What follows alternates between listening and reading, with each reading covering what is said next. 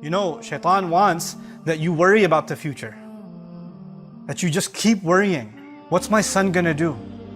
Is he gonna rebel? What's my daughter gonna do? What's my husband gonna do? What's my wife gonna do? And you keep worrying about other people and what they're gonna do and how they're gonna feel. Like you're in charge of them or you're in control of them. We're barely in control of ourselves. But we think we can control what everybody else around us is gonna do and what their future is gonna be, and we wanna control their future. You'll have a mother dying every day. Why isn't my daughter who's married, why isn't she having a baby? When is she gonna have a baby? When is she gonna have a baby? And she's calling her and saying, you know, Allah wants you to have a baby. Allah doesn't want her to have a baby, you want her to have a baby. I don't know what email you got from Allah that you told her. But this, in your mind, you just want these anxieties, worldly things that you want is all you think about for the future. I don't have it, I just worry about it. I don't know why I don't have it. And you're just consumed by that, completely consumed by that. It could be the most innocent of things, but shaitan wants you to be that way, because when you do that, you're not happy with what Allah has given you, number one. And you easily forget that the one in charge is Allah.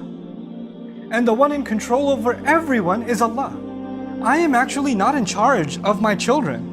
Once they get to a certain age, what they do is between them and Allah. All I can be is an advice, that's all I can do.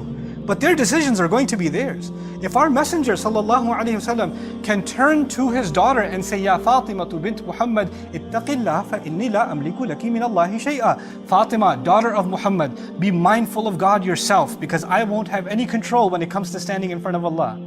I won't be able to help you. That's what he tells his own daughter. So how do you and I think we have control over others, even within our family? He wants us to think we're in charge, and and that's actually something only Allah has the right to. But He consumes our minds with it. And of course, when you try to control people, it backfires. It never works. You can never control people. You can't control people.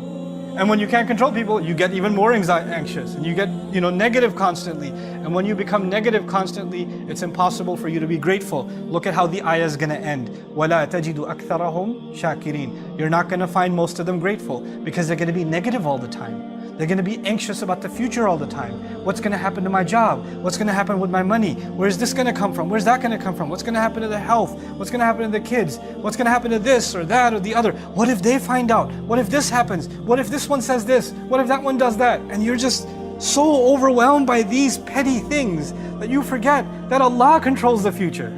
That Allah owns it, not you, not me. And the fact that we had even a good, peaceful day, one moment, was not because we earned it or we planned it or we controlled it. It's Allah who gives relief. Every single day, that's Allah who gives relief. The fact that our bodies are still functioning and we're sitting here in the Friday prayer is Allah giving us relief. Allah